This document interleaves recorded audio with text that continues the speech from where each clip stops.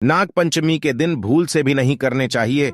ये 5 काम भविष्य पुराण के अनुसार सावन मास की शुक्ल पक्ष की पंचमी तिथि को नाग पंचमी का त्योहार मनाया जाता है। पंचमी तिथि नागों को अत्यंत प्रिय है और उन्हें आनंद देने वाली है।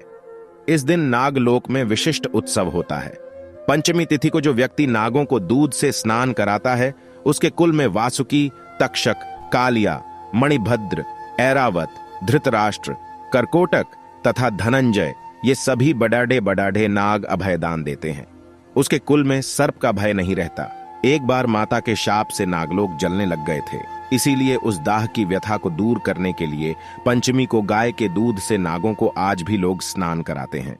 इससे सर्प भय नहीं रहता। हिंदू धर्म में नागों की पूजा के इस पावन पर्व का बहुत महत्व है। इस दिन भगवान शिव के आभूषण नागराज वासुकी की उपासना की जाती है। धार्मिक शास्त्रों के अनुसार नागों की पूजा करने से आध्यात्मिक शक्ति, अपार धन और मनोवांछित फल की प्राप्ति हो सकती है। इस बार नाग पंचमी का त्योहार 21 अगस्त सोमवार को मनाया जाएगा। इस पावन पर्व पर महिलाएं नाग देवता की पूजा करती हैं और सांपों को दूध अर्पित करती है। इस दिन स्त्रियां अपने भाइयों तथा परिवार की सुरक्षा के लिए प्रार्थना भी करती हैं। नाग पंचमी शुभ मुहूर्त कब है? हिंदू पंचांग के अनुसार नाग पंचमी का त्योहार श्रावण मास के शुक्ल पक्ष की पंचमी को मनाया जाता है। इस साल पंचमी तिथि का आरंभ 21 अगस्त को रात 12 बजे करें 20 मिनट पर होगा और पंचमी तिथि की समाप्ति 22 अगस्त को रात 2 बजे होगी। नाग पंचमी की पूजा का शुभ मुहूर्त सुबह 5 बजे करें, 50 मिनट से लेकर 8 बजे करें, 30 मिनट तक रहेगा। इस दिन नाग पंचमी की पूजा करके नाग पंचमी की कथा सुननी चाहिए। पहले हम जानते हैं कि नाग पंचमी क्यों मनाई जाती है, फिर जानेंगे नाग पंचमी की पूजा विधि और फिर जानेंगे नाग पंचमी के दिन कौन से कार्य नहीं करने चाहिए।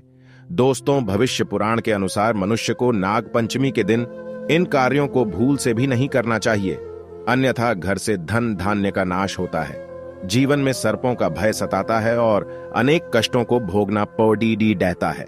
तो चलिए सबसे पहले आपको बताते हैं पंचमी का दिन ही नागों को क्यों प्रिय है और इस दिन ऐसा क्या हुआ था। भविष्य पुराण के अनुसार एक बार राक्षसों और देवताओं ने मिलकर समुद्र का मंथन किया। उस समय समुद्र से अतिशय सफेद रंग का उच्चैश्रवा नाम का एक घोड़ढ़ा निकला। उस घोड़ढ़े को देखकर समस्त नागों की माता कद्रू ने अपनी सौतन विनता से कहा, हे विनता, देखो ये घोड़ढ़ा तो सफेद रंग का है, किंतु इसकी पूंछ काले रंग की दिखाई पड़ती है। गरुड़ की माता विनता ने कहा, नहीं देवी कद्रू, वो तो पूर्ण सफेद रंग का है, सफेद रंग, इस पर कहीं पर भी काले बाल नहीं है। यह सुनकर नागमाता कद्रू ने कहा, तुम मेरे साथ शर्त करो कि यदि मैं इस घोड़े के बालों को काले रंग का दिखा दूंगी तो तुम मेरी दासी हो जाओगी, और यदि मैं नहीं दिखा सकी तो मैं तुम्हारी दासी हो जाऊंगी। फिर देवी विनीता ने उस शर्त को स्वीकार कर लिया। दोनों क्रोध करती हुई अपने अपने स्थान को चली गई। फिर कद्रू ने अपने सभी पुत्र नागों को बुला लिया और उन्हें सारी बात बता दी और कहा, हे नागों, तुम सभी सूक्ष्म रूप धारण करके उस घोड़े की पूंछ के बालों में लिपट जाओ, जिससे उसकी पूंछ काले रंग की दिखाई पड़े, ताकि मैं मेरी सौत विनता को अपनी दासी बना सकूं। अपनी माता के ऐसे वचन सुनकर नागों ने कहा, हे मां, यह तो छल है। माता विनता ने हमारे साथ कभी बुरा नहीं किया और छल से जीतना धर्म होता है, चाहे तुम्हारी जीत हो या हार हो। हम इस अधर्म में तुम्हारा साथ नहीं देंगे।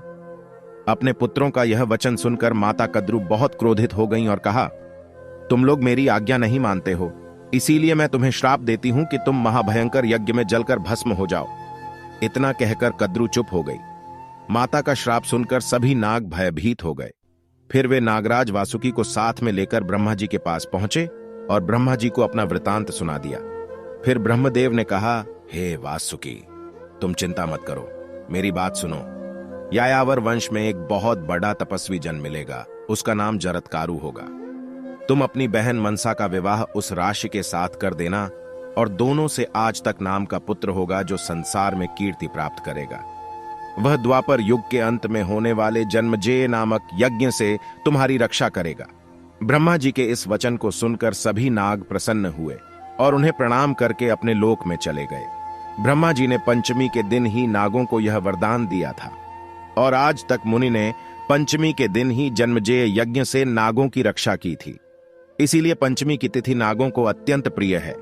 इस पंचमी के दिन नागों की पूजा करके यह प्रार्थना करनी चाहिए कि जो नाग पृथ्वी में आकाश में, स्वर्ग में, सूर्य की किरणों में, सरोवरों में, वापी, कूप, तालाब आदि में रहते हैं, वे सब हम पर प्रसन्न हों। हम उनको बार बार नमस्कार करते हैं। सर्वेण आगाह प्रियंताम में ये केचित पृथ्वी तले, ये च हेलिमरीचिस्था दिव्य संस्थिता, ये नदीषु महानागा, ये सरस्वती गामिन, हाँ ये च वापितड़ागेषु सर्वेषु वै नमः। आइए अब जानते हैं नाग पंचमी की पूजन विधि। दोस्तों, नाग पंचमी के 8 देव माने गए हैं। इस दिन में अनंत, वासुकी, पद्म, महापद्म, तक्षक, कुलीर, कर्कट और शंख नामक अष्टनागों की उपासना की जाती है। नाग पंचमी से एक दिन पहले चतुर्थी के दिन एक बार भोजन करें तथा पंचमी के दिन उपवास करके शाम को भोजन करना चाहिए।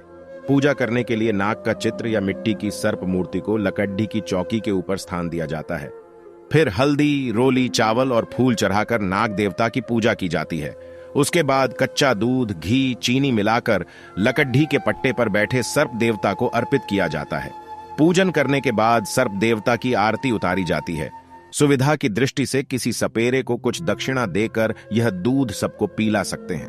पंचमी के दिन द्वार के दोनों ओर गोबर से नागों की आकृति बनानी चाहिए। पंचमी को खुश का नाग बनाकर गंध, पुष्प आदि से उनका पूजन करें। दूध, घी, जल से स्नान कराएं। दूध में पके हुए गेहूं और विविध का भोग लगाएं। इस पंचमी को नाग की पूजा करने से वासुकी आदि नाग संतुष्ट होते हैं और वह पुरुष नागलोक में जाकर बहुत काल तक सुख का भोग करता है। इस प्रकार नियमानुसार जो पंचमी को नागों का पूजन करता है वह शारीरिक और मानसिक कष्टों से मुक्त होता है।